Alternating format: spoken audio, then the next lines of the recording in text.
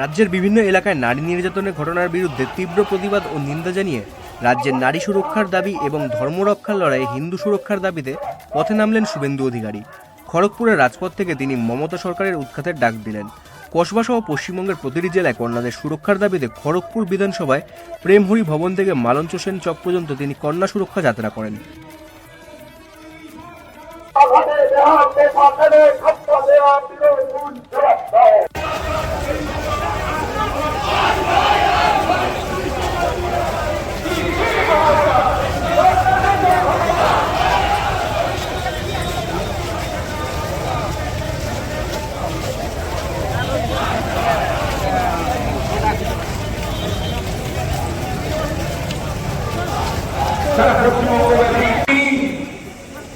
কখনো ফুলতলি, কখনো মাটিগাড়া, থামেনি।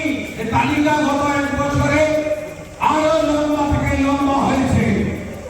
শুধুমাত্র হিন্দু বাড়ির মেয়ে ওরা নয়, আজকে যে মুসলিমরা দল বেঁধে ভোট দিয়ে মমতাকে মুখ্যমন্ত্রী করেছে, যে মমতা ব্যানার্জি 100টা মুসলিম ভোট দিতে গেলে 95টা মুসলমানের ভোট পায়, সেই বাড়ির ছোট্ট বাচ্চা মেয়ে তামান্না, তাকেও বোমা মেরে মমতা ব্যানার্জি তৃণমূলের মুসলিম গুন্ডারা বিভৎসভাবে করে কয়েকদিন আগে আপনারা দেখেছেন কালীগঞ্জে। বাক্য পাবেন না এর মুখ থেকে।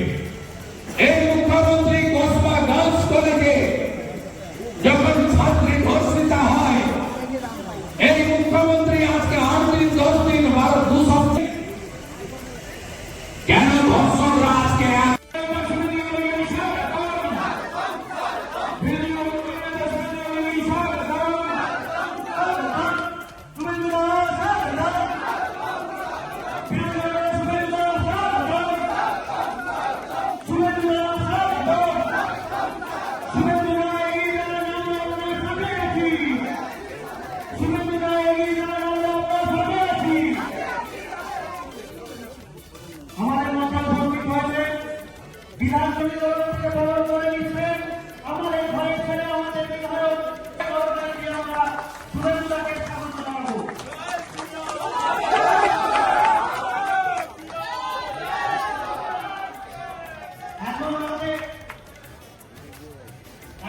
জেলা যারা রাজনৈতিক সতীর্থ রয়েছেন, যারা সামাজিক নেতৃত্ব রয়েছেন, তাদেরকে ধন্যবাদ, কৃতজ্ঞতা জানাই।